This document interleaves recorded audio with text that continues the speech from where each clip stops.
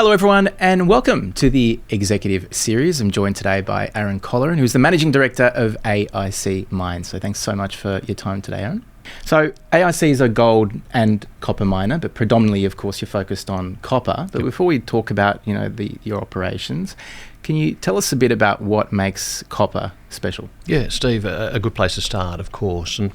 And copper's an interesting metal. For those who don't know, its properties are really about its electrical conductivity, mainly electrical conductivity, but also heat conductivity. And the easiest way to think of copper is it's used everywhere there is electricity. So increasing electricity demand, and especially new electrical demand, involves more copper, and that's what we're seeing at the moment. Your listeners will be well aware of copper in the headlines, and the potential shortfall of supply in copper, increasing demand for copper. And where that's coming from is new areas, and this is quite important. The increased demand for copper, coming from quite durable areas and multifaceted demand. The new demand, not the ongoing demand, but new demand from copper is coming from data centres, which use a lot of power, data centres, electric vehicles, and the emerging economies. And so what we're seeing, and what we've been aware of, this is not a new story, but the timing is the important piece to understand here. It's not a new story. The increased demand for copper has long been forecast. The potential for a supply shortfall has long been forecast. Knowing the date of that, in any economist will tell you, you've got to take a view. Modelling will tell you when, and that's typically been forecast around 2027. Mm-hmm. And so for the past few years, AIC Mines has been doing everything it can to build its leverage to copper for that potential supply shortage, commencing in 2027. The nice news, or the interesting news, more recently, the International Copper Study Group, in their modelling, they forecast now 150,000 tonne deficit in 2026. So is it upon us? There's at least one group out there now saying it is upon us, that the use of copper is starting to growing at 2.6% annually over the next 15 years. That compares to about 2% compound annual growth rate over the last 15 years. Now that sounds small, the delta there, but as that builds over time, with increasing supply, the demand is just not keeping up. So as old mines are closing or going to lower grade ore, new mines aren't opening fast enough to meet the supply. That deficit starts, we think, here about now or next year. It's within a modelling degree of error, but we're already seeing it in copper pricing. The current copper price in the order of US $4.85 a pound, with the Aussie at 65 cents, makes for a great Aussie dollar copper price for Australian producers. It's a very good US dollar copper price, with potential to sit where it is, if not grow, increase over the next couple of years. Okay, that's great. So that's obviously plenty of demand coming potentially. Yes. for copper. I guess really long term, 10, 15 years, it's probably a bit more difficult to kind of make a prediction on that. Where do you think demand is going to come from in longer term? Yeah, so it continues. The growth of AI, which is driven by data centres, is what we're seeing. Transition to greener economy. Depending on where you put your net zero, whether that's 35, 50, or even if it's 60, that there is a big turnover in how we generate power and how we get that power to users. That all requires more copper. Then you just normal day-to-day usage in air conditioners, refrigerators, plenty of copper. So it is just that electrification change over the next 15 to 25 years. This is not going to happen quickly, as we're all well aware, but it continues to pull more and more and more copper out of the system. New sizable mines just aren't on the radar, aren't on the horizon. They will emerge. New technologies, better mining methods will, to some degree, fill that supply gap. And what's important about that supply gap is, year on year, there's no such thing as a deficit. Supply will equal demand year on year. What makes the supply equal demand is price. And so, what's good for us is, as you predict, a long-term supply deficit, what you're actually saying is that there is improving copper price. With an improving copper price, you obviously see a little bit less usage, but you incentivise a lot more production, and that incentive is very important, for the smaller producers, junior producers like ourselves. At higher copper prices, we can kick in the next level of expansion, the next level of expansion, and do exploration, which over the past few years we really haven't been able to afford to do. So you're probably pleased with the run of copper prices that you've had recently. I mean, up almost 30% this year, record prices as well. Fantastic. I really wanted to get there in this interview. So the current US dollar copper price, $4.85, and the current Aussie dollar exchange rate, we're getting a great copper price. So we, a year ago, less than a year ago, did our budgets for this year, as well as our planning for the expansion that we have underway. We used a copper price of Aussie, $14,500 a tonne. Sorry to jump between tonnes and pounds, but we're currently receiving Aussie $16,500 a tonne. What this means, so over the past 12 months, as you've said, the copper price in Aussie dollar terms has gone up by about 17%. That doesn't sound a lot, but for a smaller producer, a relatively high-cost producer like AIC, our margin has increased by 105% over the last 12 months. And so that's where you start to get what we mean by leverage. So in FY25, we produced about 12,800 tonnes of copper. We sold that at around, I think it was $14,280 Aussie a tonne. And we made $24.7 million. That's last financial year. So if we were selling 12,800 tonnes at today's price, 16,500, we'd make about another $30 million. So 105% higher than what we made last year. That's what makes FY26 look really good, and that's what dramatically changes our outlook.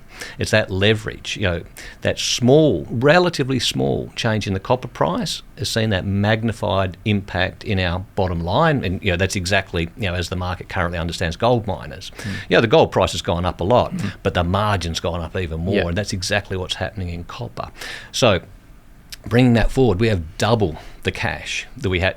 We effectively have double the cash this year compared to what we had last year. So there's so much more we can do, and what that means, is increased exploration and our second stage expansion. We'll get on to, let's talk about the first stage expansion in a minute, but our second stage expansion, rather than ambition, becomes a reality with that additional funding.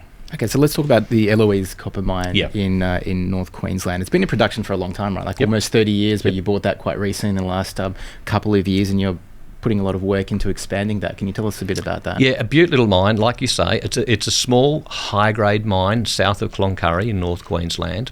It was owned, prior to us owned by an individual. So in private hands, run for cash, and that the previous owner got it to a point where it needed a new tailings dam. So it needed new investment, significant new investment. It needed $15 million of new investment. He was running that asset to closure because he didn't want to spend the $15 million to extend the life. He offered it for sale. We looked at it and thought, this is really simple. The additional capital expenditure pays itself back, and you've got a great asset in a great region. We bought that as quickly as we could for $25 million. Spent the $15 million on the tailings dam expansion, and have been essentially recapitalising the asset over our first year of ownership. Our first year of ownership was a tough year because it did need a recap. The last 2 years, FY24, FY25, great years. We've delivered 9 quarters in a row now, achieving production guidance, which is impressive for an underground mine. We've taken that asset from having a 18-month reserve position to what we can now see. Eloise alone will be producing out of that for the next 6 years, and shortly after acquiring the Eloise mine and mill, we bid for our neighbour to lock in surrounding tenure, and importantly the Jericho exploration project. We did that just over 2.5 years ago. Exactly. So that's quite close. So how's that looked? As far as developing that? It was a really obvious acquisition. The Jericho deposit was 4 kilometres south of Eloise. Convenient. Very convenient. It was always going to be milled at Eloise. We acquired Jericho. Quickly set about additional drilling it out, doing the metallurgical work, doing the feasibility work, importantly doing the environmental work as well, which is actually a very time-consuming piece, and that's probably most of the time we've spent, starting and completing that environmental work and getting the project permitted, to a point where just over a year ago we commenced developing it from underground. So we come off the Eloise decline and developing underground a 3-kilometre tunnel across to the new Jericho deposit. We're almost there. So nice time to be talking to you. We're literally a month away from touching that new ore body in our access drive. That means we're there. Still a lot of work to do to develop it over the next calendar year, over calendar year 26. But we're about to touch that new ore body. That has a material change on the Eloise project. It doubles the amount of ore we'll be able to produce. Hence, we're currently going through a mill expansion. Okay, and as the boss, you obviously can't do much about copper prices, unfortunately, but you can do something about costs. Yeah. So a couple of points here. So firstly, how do you keep a lid on cost? How have you managed to do that? But secondly, for the sake of newer investors out there to the mining sector, what are the main levers that a miner can pull to try and keep cost under control? Yeah, tough question, because tough question, and it's quite a broad question, but I'll answer it quite simply, and obviously through the lens of AIC and through Eloise. So, and that your listeners can take that as to where it does or may not fit other projects that they're interested in or knowledgeable about. So, for us, with costs, the first one is diesel. We're off grid. We're generating with diesel, so about a third of our costs is diesel. The diesel price at the moment is good for us. We'd love power, grid power, to make its way to Cloncurry, south of Cloncurry. It will in due course. That'll be transformational for us. That could see our power price halve. So power is one point. To get off diesel on the grid, a small mine needs government assistance. It needs that transmission line to the door. We can pay for that power there. We almost can't wait. So power is our largest cost. People thereafter, and there's not a real change to that. So what? Then the next thing to look at, again, with the AIC hat on, at Eloise, it's a small mine, 600,000 tonnes of ore per annum, 12,500 tonnes of copper. It's very fixed cost. The best way to reduce our per tonne of copper cost is to produce more copper, and that's exactly what we're doing.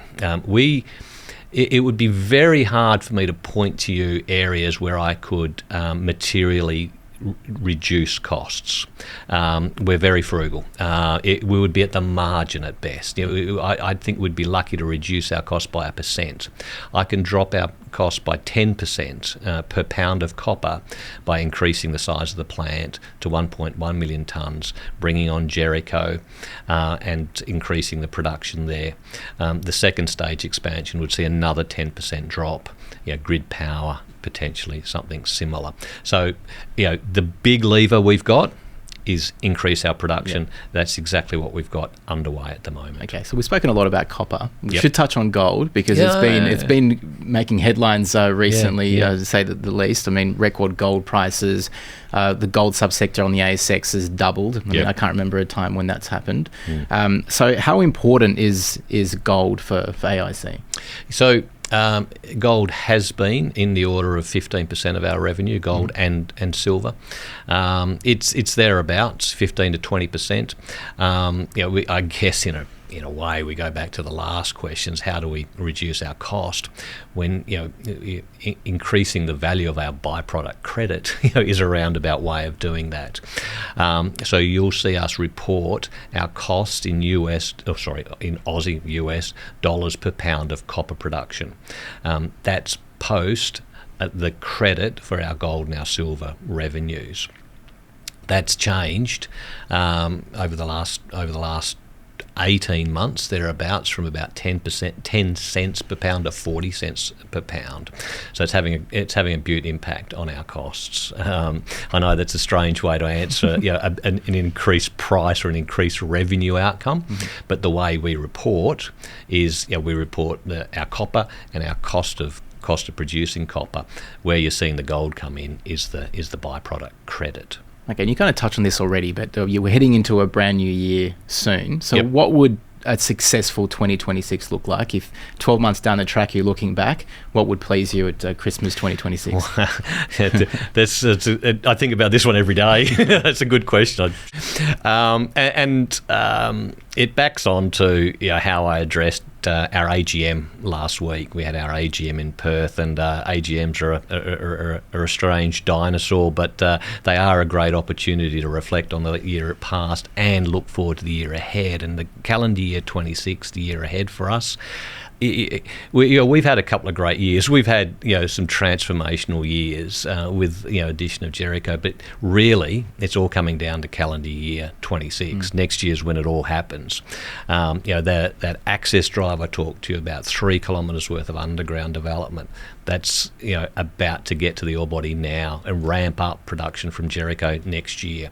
The expansion of the Eloise plant, GR Engineering Services, our EPC contractor, mobilised to site in October. They're laying foundations now. That new plant gets built next year, calendar year 26, commissioned October, November, December next year. So it's literally this time next year will be as exciting or stressful as at any point in this company's history. The next 12 months is our full growth trajectory from 12,500 tonnes per annum copper through to 20,000 tonnes per annum copper. We're almost there at the Jericho mine. Half of our ore is already coming from Eloise. Half the mill thereabouts is already on site.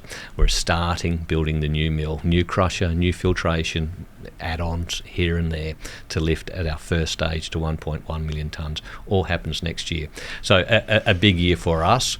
I'd love you to invite me back 12 months to the date. I think that might be a good exercise, 12 months to the date. I'll have less hair. But me too, probably. We'll be a completely different company, literally with an asset twice the size, chugging along. Okay, great. Well, thank you so much for your time and also your insights, and good luck for the year ahead. Look forward to chatting you in 12 months' time. Thanks, Steve. Cheers.